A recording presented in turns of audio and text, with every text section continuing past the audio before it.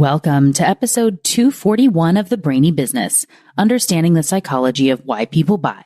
In today's episode, I'm excited to introduce you to Dr. Dilip Soman, co-author of Behavioural Science in the Wild. Ready? Let's get started. You are listening to the Brainy Business Podcast, where we dig into the psychology of why people buy and help you incorporate behavioral economics into your business, making it more brain-friendly. Now here's your host, Melina Palmer. Hello, everyone. My name is Melina Palmer, and I want to welcome you to the Brainy Business Podcast. In today's conversation, I'm joined by Dr. Dilip Soman, co-author of Behavioural Science in the Wild. Dilip is a Canada Research Chair in Behavioural Science and Economics and serves as the Director of the Behavioural Economics in Action Research Center at Rotman, also known as BEAR. His research is in the area of behavioral science and its applications to consumer well-being, marketing, and policy. You know I love that. He has written multiple books, including The Last Mile, The Behaviorally Informed Organization, and Behavioral Science in the Wild, all of which we will discuss on today's episode.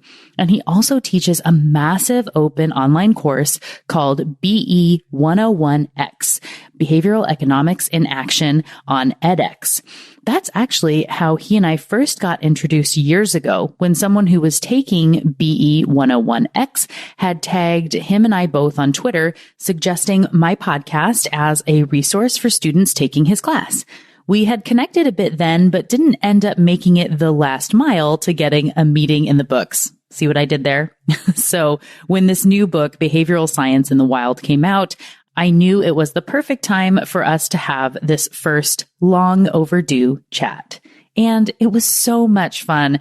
I am confident it will not be the last.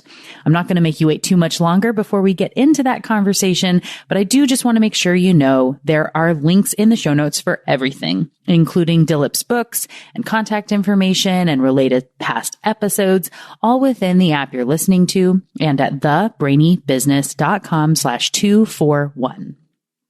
Now let's jump right in. Dr. Dilip Soman, welcome to the Brainy Business Podcast.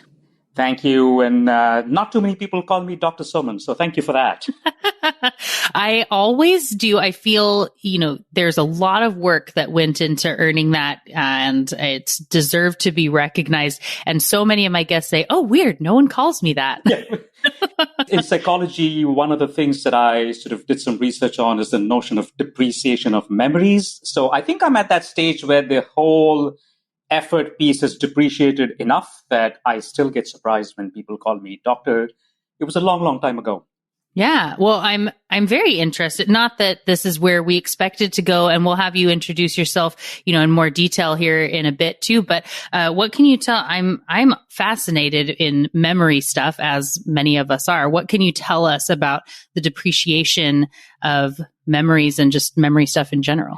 Well, so actually, a lot of my early research was on the notion of how pain or memory for pain depreciates, and I did that in the context of the pain of payment, but I've also sort of written a little bit about the depreciation of memories in other contexts. So I'll give you a quick example. I remember many, many years ago when my son was all of a year or so. He was at a stage where he had to be in the stroller, but he had just learned to walk and he felt like he could push the stroller around. You know that age. So we took him to a vacation in Italy in July. And I remember it was dreadful because it was really, really hot. You can imagine Italy in July, cobblestones. And so pushing a stroller was no fun. And I vividly remember cursing myself for deciding to go to Italy with a stroller and a 1-year-old in the middle of July. Yet, 25 years later, when I think about that experience, I still have memories of saying that I hated myself for doing it. But actually, I remember the Fontana and I remember the Colosseum and I remember all of the beautiful sights. But that pain of the heat and the fear of pickpockets and having to carry a 1-year-old and a stroller around, that seems to have depreciated. So I think it's kind of interesting how memories for factual things remain. Memories for experiences tend to depreciate. And maybe that's not the universal case. I guess it depends on what kind of factual stuff and what kind of memories. But all in all, it makes for some really interesting memory effects. Yeah. Okay. So I'm going to bring up something that feels super random, but it is just like boggling my brain right now. And I've been asking a bunch of people about this because I'm fascinated. So yesterday I haven't had a cavity in a really long time, and I had to have a tiny filling yesterday. And this is important language on here. And so when I was there at the dentist and we were having to wait for a while, and so I was talking with the hygienist, and she had said, oh, if the numbing starts to wear off or something, like, kind of this, like, don't be a hero, like, raise your hand, let us know you don't need to suffer. To which I laughed and said, don't worry about that, right? Like, there's like, I promise to tell you if I feel anything, right? That's a bad thing. She said, oh, well, you'd be surprised. Quite a few people, especially when it's a tiny thing like this, will opt to not have any numbing for their dental work because they don't like the feeling of being numb after. To which I can't believe that that's a thing because I'm so ingrained in it. And I followed up and asked, like, when you say some people, like, what are we talking about here? If you were to give me an estimate. And she said she thinks about 40% of people will say, no, I don't want the Novocaine because I don't like feeling numb after the appointment. I'm guessing these people severely underestimated the sound of the drill and the terror that it strikes into. No? No. And so I went and I'm putting this kind of survey out into the world. So I posted on my LinkedIn and Facebook and Twitter. So Twitter is where I went first. And of the first 7 people that responded, 2 said, no, they don't do Novocaine. Huh. And I am amazed at this. And I think as so much of confirmation bias and feeling like people are like us, like, what does this say? What type of person is, and not in no, but like, what is it about that person that would make that choice? Because there's no version. I was talking about my husband with this. If I was going to be numb for a full day, like 24 hours after, and it was a tiny filling, I still would take it. Right? I'm with you. I'll take it. So another interesting dentist story, which actually resulted in a research paper. So the story actually starts not with the dentist, but with my neighbor who had, after 7 really bad Southern Ontario winters, decided that it was time to get a snowblower instead of breaking his back and shoveling. So he bought one from Sears, and I forget what it was. It was $400 and something. But it came in parts, and so it had to be assembled. So a box showed up on his driveway, and, neighbor's a lawyer, so handy question mark. But he tried his very best. And after about 8 hours of trying to fix that snowblower, he gave up. And so he called Sears, and they said, well, we can send someone over to do it for $200 and something bucks. And of course, there's all of that mental arithmetic of spending $250 to fix something that cost $400. But, he went through it, called the guy shows up, and in about 20 minutes, he's done assembling the snowblower. And my neighbor's, he's clearly chagrined at the whole thing, but the thing that bugs him the most is the 20 minutes. Right. And so it just so happened that I was, at my dentist getting your teeth cleaned, and I was talking to the dentist, and they had introduced this several years back when they first started doing the laser drilling, whereby instead of having the drill that actually, the one that sends shivers down your spine, this one just basically they hold your jaw in place and the laser cuts through and it's all nice. It cost a bit more because it wasn't yet covered by insurance at that point in time. And it got done quickly and painlessly. And the dentist was telling me, just like some of the people on your Twitter, that some of the customers weren't happy with this because they were paying more to get something done sooner. Yeah. And so we actually worked on a research project on this. We call it the duration heuristic. The idea is that people sort of learn in some domains that the longer a service is, the better. So getting access to spa for 2 hours is better than getting access to a spa for 1 hour, and people are willing to pay more, and then they misapply it to other things. My other favorite example is if you ever lock yourself out and the locksmith shows up, they open it in like 30 seconds, and then they'll charge you $40 for it. And people take longer because you don't deserve $40 for just the 30 seconds of opening So I find that a really interesting phenomenon. I mean, I think in general, you're pushing me to think about dentist offices being good places to collect research ideas. Because there's a lot of interesting phenomena there. Really, I am just flabbergasted by it. And this laser drill thing was not something that was offered to me in this case. So I don't know if maybe Canada has it and we don't have that here yet in the States. But even though it was like 7 years ago for you, like you said. But this last week, my class was one of my classes. We were talking about.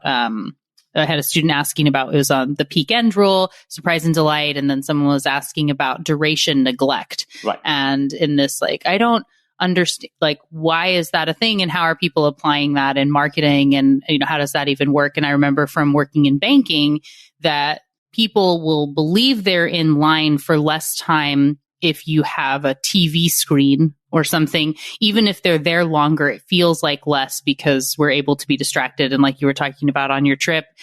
But what's funny is, like you said, when people ask about the trip, you may meant the things that come to mind is like, oh man, my son, I had to be hauling him around. I actually currently have a 14-month-old, so I totally get that whole thing. Yeah. And I lived in Italy in the summer, so I know exactly what that is too. I can fully sympathize with that. But you would say those things, but then it's like, so the trip was bad. You're like, oh no, the trip was amazing, right? But what a weird brain phenomenon, So it is. And I think the whole general notion of experiences is an interesting one because you're absolutely right. Like you would think that your overall evaluation of an experience depends on the sum of all of your individual experiences, but it depends on when you sort of make that judgment, right? And so one of my favorite papers that I ever worked on is a paper on something that I call virtual progress. And the idea is that sometimes experiences seem better if you feel like you're making progress as opposed to actual progress. And sometimes when we design things, we just optimize for the wrong things, right? So I often hear administrators saying, oh, we've got to reduce wait time, right? And maybe that's not the case. Maybe you've got to maximize the feeling of progress, right? And so again, that project idea came to me when I used to live in Boston briefly during the big dig in the late 1990s. And so I had a little desk at Harvard Business School, and I used to live near Mass General Hospital. So for any of your listeners who are from Boston, you know exactly where all of this is. It was a 10, 15-minute drive on Storrow Drive. But what would happen is that there'd be traffic. And so by the time I left Harvard Business School at about 4:30 or 5 p.m., I'd just be kind of standing in traffic. And it was extremely tempting to take one of the side streets. So one day I did. And so I went north, went past the Commons, made a grand turn around the Commons, came down south, ended up home. And then I looked at my clock. I had actually reached later than I would have reached had I stood in traffic, but I was happier, right? And so that notion was virtual progress. Like during the 25 minutes of driving, I was driving all the time. And it felt good as opposed to 15 minutes standing in traffic. And so you would actually think about applying that to many situations, right? So I give, in one experiment, I gave people a proofreading task, and it was either printed the standard 25 lines per page, or in some cases, 10 lines a page or 5 lines a page. And when people were doing 5 lines a page, they were flipping pages like super quick. They felt motivated. They got a lot more done. That's virtual progress again. And I think those are the kinds of things that designers of services in particular have not tended to think about in the past. Right? So hospital comes in and says, gosh, people are waiting for their blood draws. It's 45 minutes. We've got to reduce it.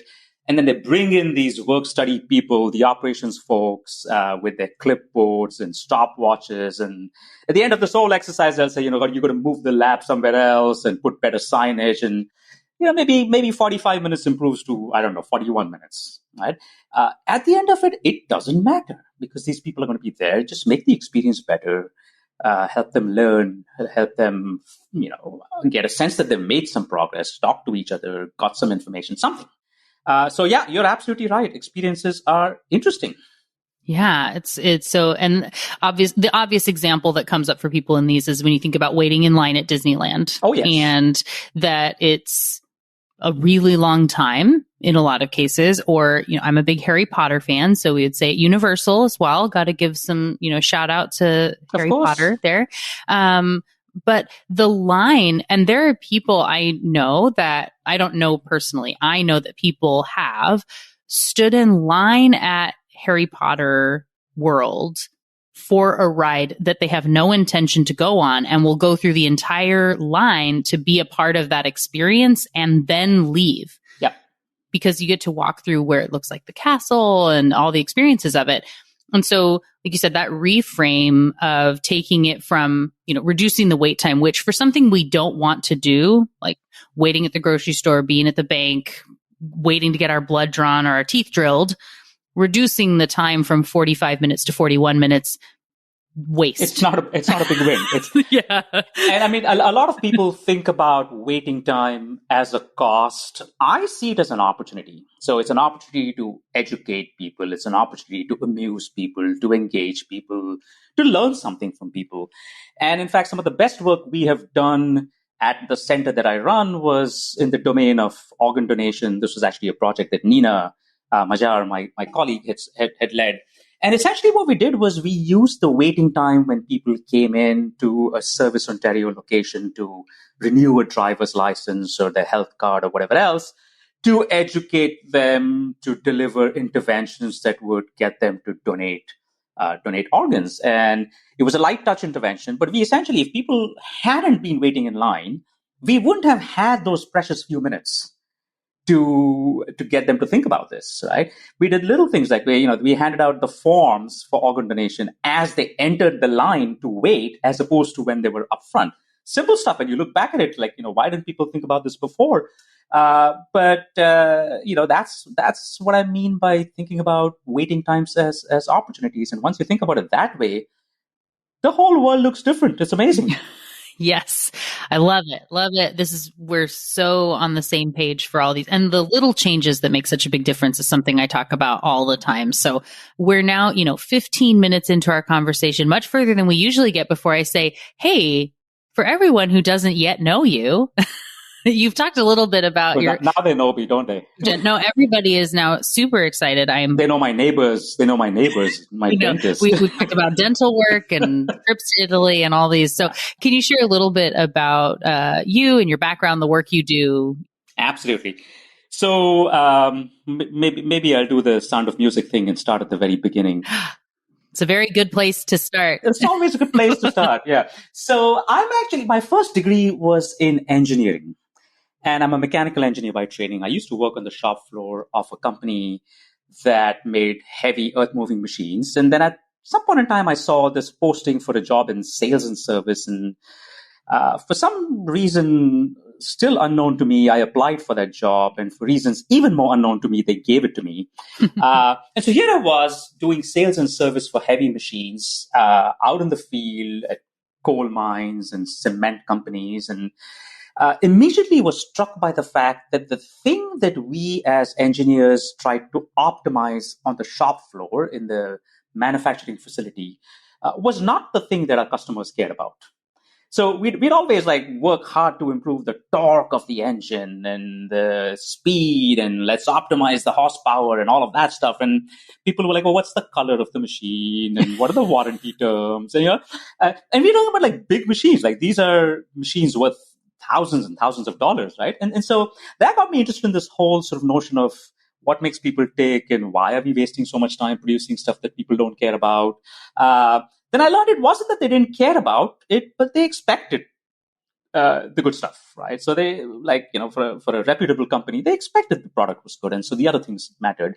But anyway, so that got me interested. I ended up doing an MBA where I found marketing, the whole concept of selling and advertising, fascinating. So I did that. I worked for an ad agency briefly, and then I ended up getting a PhD at the University of Chicago in a discipline back then. It was called decision making, judgment and decision making. Now I guess we call it behavioral econ. And I've been in academia since, but I guess my entire motivation to come to academia was to A, understand why people tick, and B, what can we do about it? How can we help people lead happier lives? How can we help them come out of poverty? I mean, I grew up in India, and while I have to say I was never below the poverty line myself, I knew a lot of people who were. And so I'd actually seen the difference that a little bit of science could make. And so I was kind of really interested in that. And so I guess since 1996, which is when I got my PhD, I've tried sort of in many different ways to take our science from the lab to the field.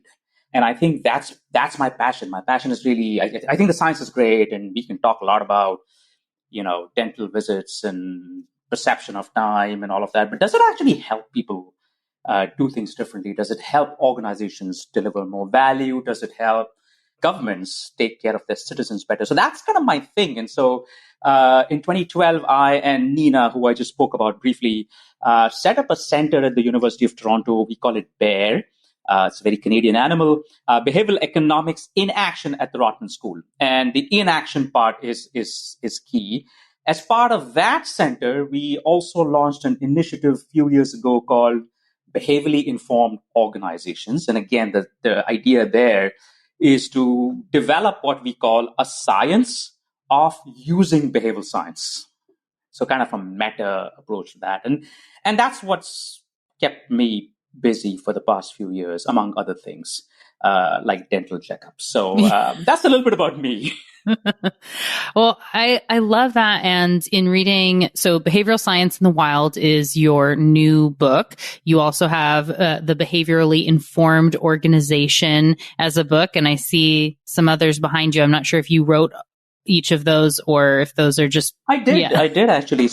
So, so the Behavioral Science in the Wild is a latest in the series from the Behaviorally Informed Organization Partnership. Let me sort of briefly go back in time and tell you a little bit about what motivated the partnership. So I think the way we think about behavioral science is, 2008 was sort of a turning point for obvious reasons. Nudge had just been written. Danny Kahneman had received a Nobel Prize a few years before. So it was the rage of the town. Everybody was talking about behavioral science. And we kept getting queries from our government partners and our business partners saying, Nudge is great, it's fantastic, but how do I start doing it? Who do I hire? How do I set up a unit? Should I set up a unit, right? And so that sort of got us thinking about this whole notion of how to best embed behavioral science in organizations. I think about the medical sciences. The medical sciences actually have a science for how to implement stuff. It's called implementation science. We don't have that. And part of it was because pre-2008, our science wasn't considered something that organizations would. So I think the timing was right. So we set up this partnership. It's basically about 25 academic researchers and about 25 organizations who are all committed to dedicating resources to sort of trying to understand how to best embed behavioral science into how organizations do things. So the first book in the series, which is called The Behaviorally Informed Organization, actually talks about the philosophy behind it, right? What should an organization do to actually embed behavioral science? Should they embed behavioral science in the first place? What do we mean by doing experiments? So what do we mean by building partnerships? What are the success factors? Right? So it's more about the science of the organization as opposed to the behavioral science. We identified a couple of other challenges for the field. So kind of moving on from phase one of the field, which is what I call it the cheerleading phase, right? Like after Nudge, we said, oh, isn't this brilliant? We can solve all of the problems of the world. And my sense is we've probably been guilty as a field of perhaps being more enthusiastic than we should have. Because, we know that behavioral science does not solve the problem of the world. It helps, along with other approaches. But I don't think we should sort of make the point that behavioral science is a better approach than anything else. So I think, so we had a lot of that cheerleading. Now we're getting to a nuanced phase. And what I mean by that is oftentimes organizations have learned that an intervention that worked well yesterday, for some reason, stops working today. Or an intervention that worked amazingly well for the UK behavioral insights team doesn't work in Canada or in Mexico, right? And so the question is, why is that, right? And what can we do to improve the portability, if you will, of our research? So Behavioral Science in the Wild was actually written to tackle that challenge, the fact that our results are not as portable as we would like them to be. Right. A thing I talk about more than anything else is context always matters and nothing is generalizable, which is why we have to understand the context of it. And I recently had Michael Hallsworth on, and he was talking about, in the do nudges work debate and the article he wrote, and a very similar, opinion and area of focus of saying yes, they work, maybe not as much as it in the cheerleading phase was looking, right? But we needed that phase of excitement to get people to see that this matters and it does work and it's important. And we have to have an awareness of what we're trying to do and then look at how these things can be applied. And so it seems that you're in the same vein there. Absolutely. Yeah. And he was talking about too, the same of, if we're looking at trying to put a linear approach toward a complex system is not going to work.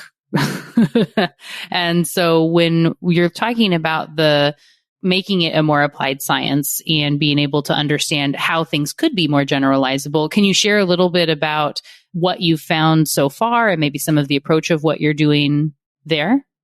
Yeah, so I think back to the point that Michael was making, I think one of the ideas that is a central idea in a book that Richard Thaler wrote, it's a book called Misbehaving in 2015, is he invented a new term, a SIF, S-I-F. So what's a SIF? It's a supposedly irrelevant factor. Things that we think shouldn't influence decisions, but do, right? And actually, if you go back and look at all of our journals in psychology or consumer behavior more generally, it's a catalog of SIFs, right? Like most papers will say, look, we didn't think the temperature of the room mattered, but people behave differently, or we didn't think that having ambient music mattered, but it does, and so on and so forth, right?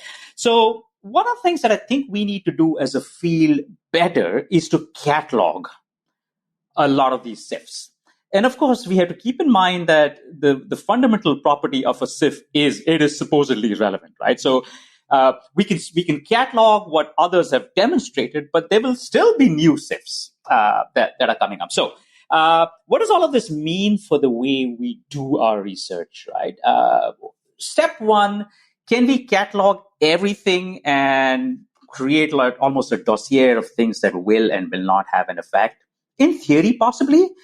In practice, I'm not sure how that's going to work, right? Just because of the fact that there will always be new SIFs. There will always be new combinations of conditions under which an effect as robust as even framing might sometimes break down, right? So I don't know that that's a worthwhile procedure. Now, in the book, of course, that's what we try and do. So every chapter in the book will pick a phenomena, it will pick a situation, it will say, look, here's a fresh start effect, right? It works.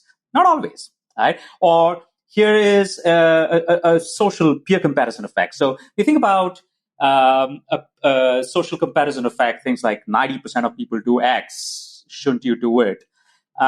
There's two ways I can read it. I can say 90% do it, so maybe I should do it. I could also say, well, you know what, 10% don't do it, so it's okay. Right? And there's a beautiful chapter in the book by Oleg Gurmansky and Indranil Goswami, where they talk about the fact that every intervention could have these multiple interpretations, could have multiple causal pathways.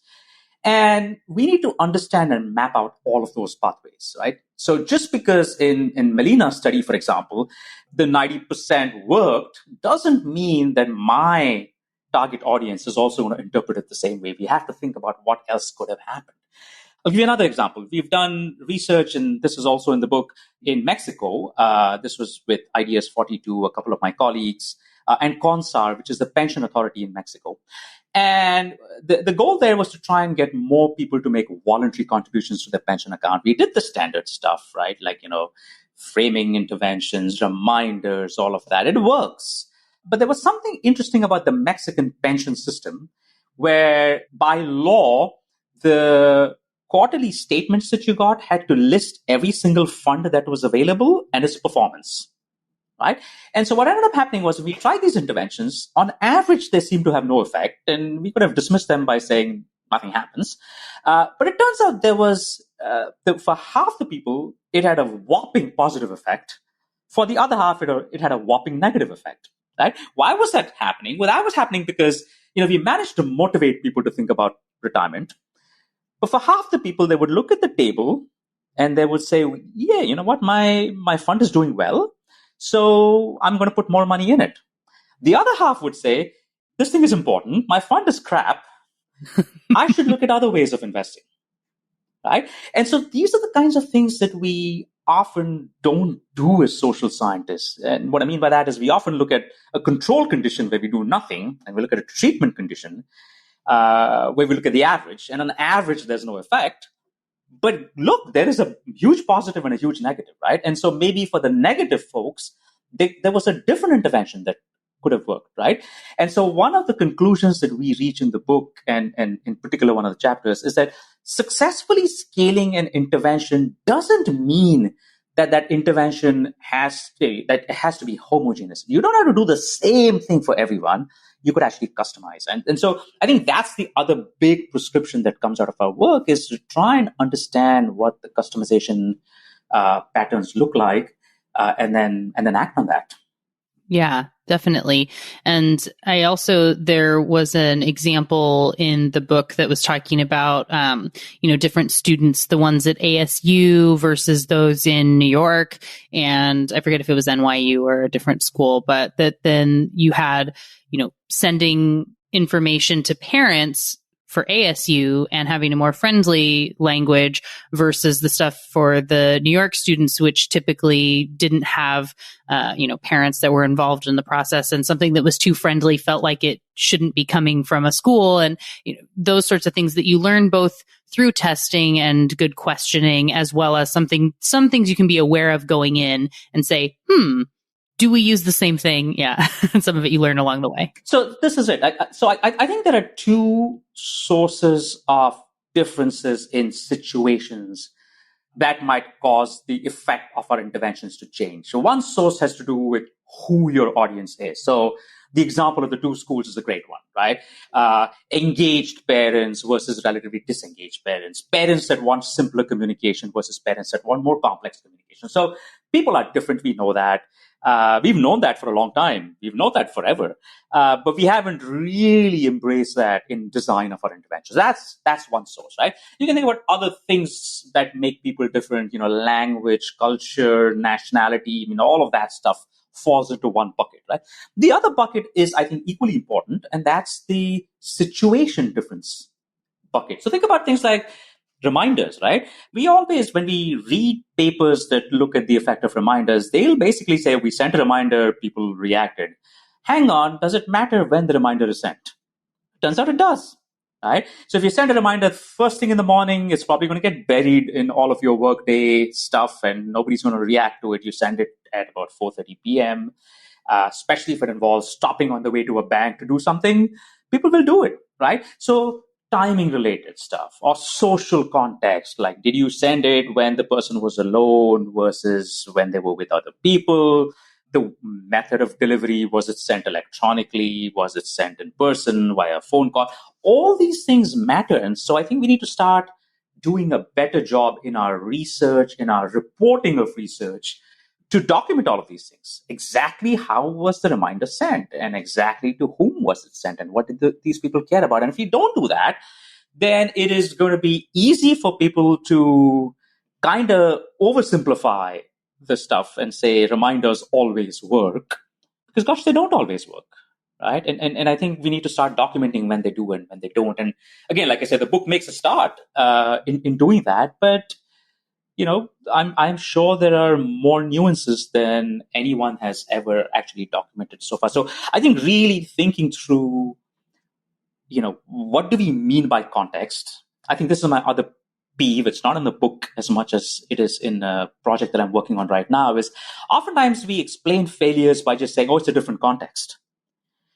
But I think it'd be helpful for us to develop a taxonomy of what goes into a context. And I think we're working on that right now, just so that people will have at least a vocabulary to think about what that context actually means. Yeah, for sure. Yeah, it doesn't get to just be the catch-all of, Yeah, it didn't work, so it must be context. Right. And perhaps it is. And what can we identify about it that we can know for future testing generations, right? As we go through to the next thing. Absolutely. So I would love, as we are not quite wrapping up, but getting sort of close to wrapping up, for everyone who's listening, knowing this is the Brainy Business podcast, I'm sure in the, you were talking about for behaviorally informed organization and knowing, should I even be looking at behavioral science? How do I make that decision? Where do I start? What are some of the insights, kind of top level things that you can share about that for everyone who's listening and asking those same questions? So absolutely. I think I'm going to be glib in responding to this. And I'm going to be glib by actually borrowing a line from one of my earlier books, The Last Mile, where it basically struck me after 25 years of being in the business that every business is in the business of changing somebody's behavior, right? It could be anything like, your dentist wants you to do things differently. They want you to floss. Good luck with that. And then your dietitian wants you to change behavior. Your wealth advisor. Everybody wants to change behavior, right? And so I think it is critically important to embed behavioral science into any business, no matter what. The trick is where you do it and how do you do it, right? And at the end of the day, I often make a distinction between the behavioral science part and the behavioral engineer part, right? And just what I mean by that is you don't need to run experiments every single time. You should have some ways of trying and testing the validity of conclusions. As I love Ronald Reagan, who always used to say, trust but verify. So trust the literature, but it's always good to verify to make sure, as we said, the context is the same as it is before. So there's low-hanging fruit, which is relying on the literature, thinking through what are the behavioral frictions. These are things that all of us could do every single day. How many of us have stopped to ask the question, why aren't my customers buying the product, right? And trying to understand if it's just a feature of the product or is there something else going on in their lives that is preventing them from doing that. And I think the moment you change that lens to try and understand the friction, you start seeing things, right? So that's one piece of advice I would give. The other piece of advice is think small. And what I mean by that is oftentimes the success of big products and big ideas gets stripped up by small things. Right? So one last example has to do with how do I get people to get their annual health checkups? All right. So it turns out I worked with an insurance company many years back. People that had bought an insurance product and were entitled to an annual checkup, only 16% actually got their checkup. And as a traditional marketing unit, they did the usual stuff. They hired a market research firm. The market research firm tried to find out. They called the people and said, why didn't you get your checkup? And everybody said, we were too busy. Now, I was deeply suspicious of that, right? Who is so busy that they can't contribute 2, 3, maybe 4 hours of their life in a year to make sure they're healthy? And so what I did in the following year was we did an experiment, not a well-controlled experiment, therefore not published anywhere. But we just took a bunch of people and randomly assigned them appointments. Right? We'd say, John, thank you for buying the product. I've booked you in to see Dr. XYZ on June the 16th at 10:30. Should you not be able to make it, give us a call. Our dentist does the same thing to us. They'll book you for the next one. And gosh, it worked like a charm. Right? The friction wasn't the fact that people were busy. They just didn't want to make a phone call. Right. That was the problem. Yeah. Right. And so it's the little stuff, right? And so sometimes it's the little stuff that trips people up. And so having the discipline of mapping out a customer journey, not just what people do, but what you would like them to do to accomplish a certain outcome, and then comparing the two will give you these little things, right? I made people send me a letter. They don't have a stamp, or they don't have that, like I designed a welfare program for low income people for which they need to go to a bank, but the bank shuts at 6 p.m. and most of these people work till 7 p.m. Those are the kinds of things we don't really recognize. And I think having the discipline to map it out, I think, makes a big difference. Yeah, definitely. Well, and so you had mentioned earlier the fresh start effect, and then you were talking about the kind of pre-commitment / like this is set aside for you as we go from the omission commission question. And I know that Katie Milkman and team at Behavior Change for Good did some work with vaccines. Yes. That has taken, in a similar vein, perhaps inspired by some of what you had done there, of like looking at, if we set aside and say your vaccine is waiting for you, will more people get it then? That's right. And again, so I was part of the team that actually worked on that entire mega experiment. Of course you were. See, I knew it. Even in that experiment, we can tell a lot of good stories about the save for you idea, but it's the act of reminding people that has the biggest effect. Everything else has small effects compared to that. And so I guess sometimes the simplest solutions are the best ones. We don't need to get too fancy about what we tell them. Just tell them. Right. Yeah. And I think that's it, right? So I think that's the other third message that I leave people with is like oftentimes when you think small, some of the simplest things and small, simple things might make a difference. Remind people, frame it to them in such a way that it resonates with their wishes, give them feedback, help them experience progress, make things easy for people, and they'll do it. Wonderful.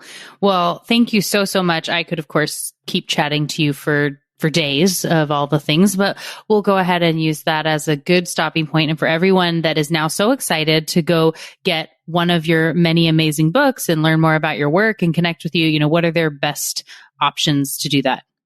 I guess the best thing to do is to go to your local favorite search engine, be it Google or whatever else, and type University of Toronto BEAR, BEAR. It'll take you to both our BEAR webpage as well as the Behaviorally Informed Organizations webpage. You can also find me at Twitter at Dilip Soman.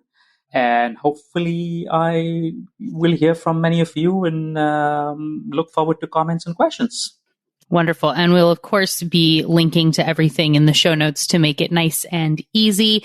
And yes, please do. I always like to say, I don't know of anyone who creates content and does work and shares it with the world that then if someone thinks, wow, that was really insightful, or I applied this thing, then doesn't want to hear about it, no matter how small, right? So do the little shout out, Twitter or elsewhere. And not just that, even if stuff doesn't work, I'd love to hear about it, because that's learning right there. Of course. As to why it didn't work. Right. Yeah. And maybe it's in the form of a question of, I don't know why this didn't work, right? And be able to learn a little bit. We're all about learning and good questions and keeping that conversation going. So thank you so much for joining me again. It was a lot of fun to chat with you today. Thank you. And hopefully we'll have a relatively painless dental visit next time, the both of us. Yes, here's hoping. Thank you again to Dr. Dilip Soman for joining me on the show today. What got your brain buzzing in today's conversation? For me, it probably isn't too surprising to know that I really love all the ways they're showing how behavioral science can be applied in business, and where it doesn't always act exactly as you think it might in the wild, and what that means as the field moves forward. In the conversation, I referenced my previous chat with Dr. Michael Halsworth called Do Nudges Work, which is my top recommended next episode for you to listen to and is linked for you in the show notes. If you enjoyed this conversation with Dilip, I know you are going to want to keep digging in and thinking about how this all applies with that conversation with Michael. We are at a really interesting time in the field where we get to shape what comes next. There's so much opportunity I absolutely love being able to be a part of behavioral economics and behavioral science right now and think about what's next and see how the conversations we're having today could help shape some of that, whether it's from research at the dentist or any number of other fascinating conversations. And following up on that dentist stuff, like I said, I had just started asking the question on LinkedIn, and it really did hold true that about 15-20% across social media channels, that large amount of people that said that they don't use Novocaine when they go to the dentist. So I'm curious, definitely, even, whenever you're listening to this, let me know if you're someone who never uses Novocaine or that does. I'm sure I'm going to continue to think about this over time. Come find me on any of the socials as The Brainy Biz and also as Melina Palmer on LinkedIn. And of course, be sure to listen to Tuesday's episode on the pain of paying to get a little more insight into the type of research Dilip did for his dissertation. That episode, as well as my interview with Michael Halsworth and so many others, along with Dilip's books and ways to get in touch with him, are all waiting for you in the show notes for the episode, which are in the app you're listening to and at thebrainybusiness.com/241. And thank you again to Dr. Dilip Soman for joining me on the show today. It was a delight to chat with and learn from you. Join me Tuesday for another brainy episode of the Brainy Business Podcast. It's going to be a lot of fun. You won't want to miss it. Until then, thanks again for listening and learning with me. And remember to be thoughtful. Thank you for listening to the Brainy Business Podcast. Melina offers virtual strategy sessions, workshops, and other services to help businesses be more brain-friendly. For more free resources, visit thebrainybusiness.com.